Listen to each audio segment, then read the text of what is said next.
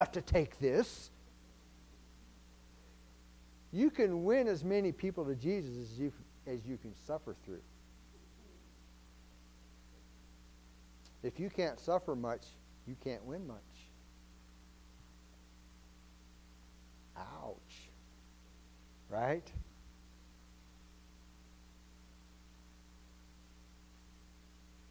Think about, Paul. Guy that wrote half the New Testament. He was out killing Christians. And God was trying to get people to talk to him. But they're like, I'm not going to go talk to him. He'll kill me. Right? And even after Paul got saved, because he had that Damascus Road experience, and Jesus knocked him off his horse. Really? You think you can fight me? He knocks him off his horse, and then Paul goes into Damascus, and Jesus appears to just a regular church guy.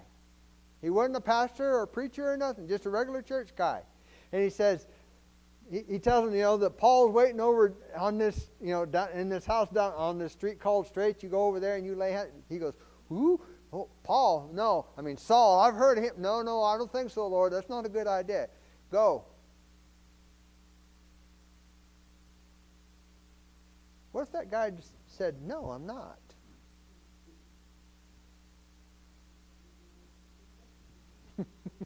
Would we be living without? No, somebody would have got there, but you understand what I'm saying? Remember what we said about being a player? Remember? Don't be a bench sitter, be a playmaker. Get up and make a play. When Jesus says, get up, say, okay, what's the play?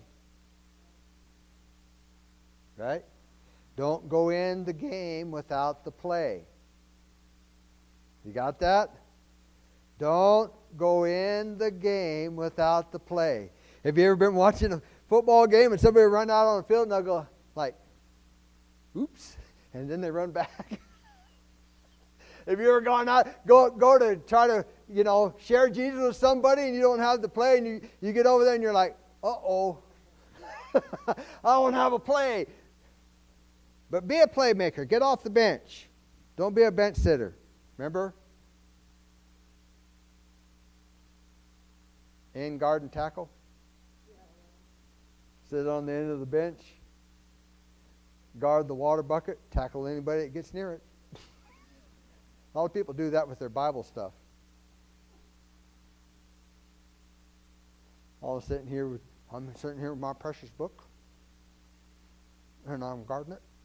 If you try to get near me, I'll tackle you.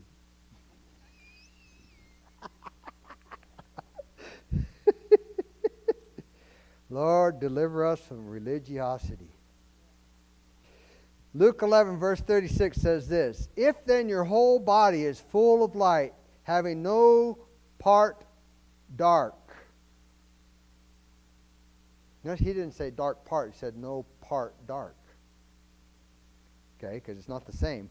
The whole body will be full of light, as when the bright shining of a lamp gives you light. So we need to be bright lamps, not dim bulbs. Isn't that right? Isn't that what Jesus just said? He said, don't be a dim bulb.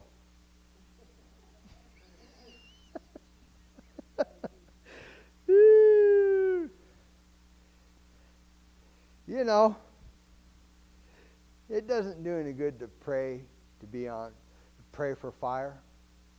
Just be on fire. Just be on fire. Remember what I said about grace at the beginning? Grace through us is grace to us. Amen. Just be on fire. Know who you are. Know who you are. I'm a child of the Most High God. I am royalty. I am linked to the King of Kings and the Lord of Lords. He has given authority to me in the earth because I'm His representative here. Don't tell me I can't, because I have His authority. His authority is above yours. Now, don't try that out with a cop if he's telling you to get off wherever you're at, because he'll say, "Okay, I got authority too." All right, you understand what I'm saying? But you say these things, and then if you're really charged up, maybe that cop will back up and say, "Okay, say whatever you want to." Amen. You remember they went to arrest Jesus one day. They sent the palace guard after him. They go over there, and Jesus is out preaching. He's preaching to a little crowd, right? He's preaching. They go out. They go to arrest him, and they get over there, and they're like, "Wow, look at him go!" And then the meeting's over, and they go back, and they said, and the rulers of the synagogue said, "Where's Jesus? We sent you out to get Jesus." And they went, "We never heard anybody preach like that." If you get so full of light, you get so full of because light and fire, they're related to each other. You can't have one without the other, right? So you get so full of fire, people, instead of telling you shut up, they'll just stand there with their mouth open. Can't believe, people said about Jesus, we cannot believe the gracious words that are coming out of his mouth.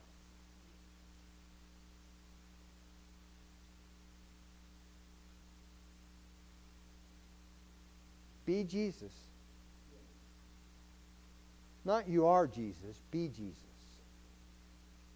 You understand the difference, right? Be Jesus to people around you. They need you to be Jesus.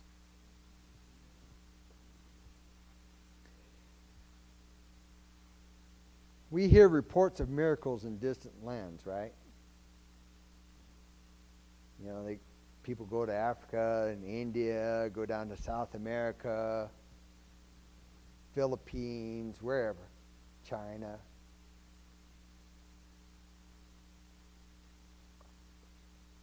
The only reason why they see miracles that we don't sometimes is because they have those folks that have gone to those places. It takes a commitment to go to China.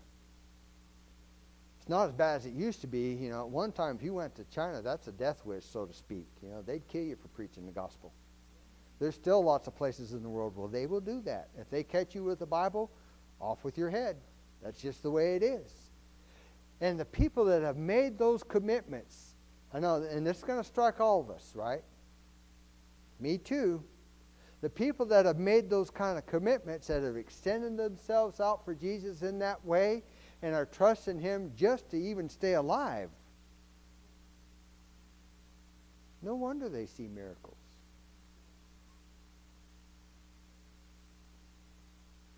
Amen.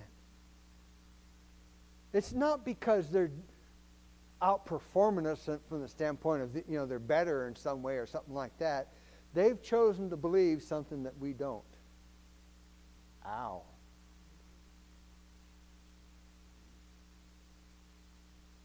They've counted their life less valuable than his mission. The reason why they see the miracles is because they're already in a place of miracles just being there. It's a miracle if they live through it. Right?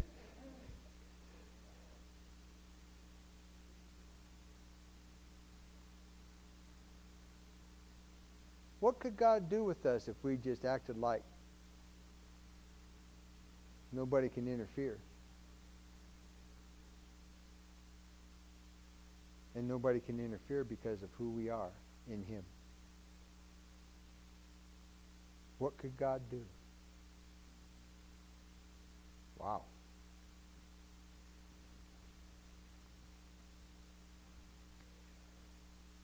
The only difference between them and us, wow, this is rough. This is rough, Lord. The only difference between them and us is they're walking in the light that they have. Are we walking in the light that we have? Wow. Let's get off the bench.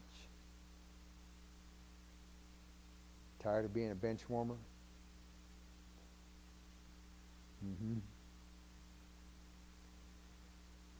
Well, God is calling to the bench today. You know, like the coach on the sideline.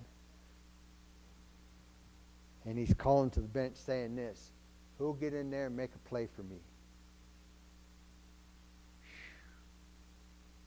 Who will get in there and make a play for me? You know, if you make a play for the coach, you get 6 points. Big deal.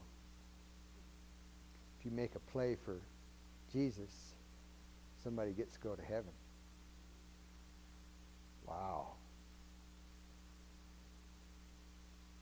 Time to get off the bench. Amen? Let's all stand.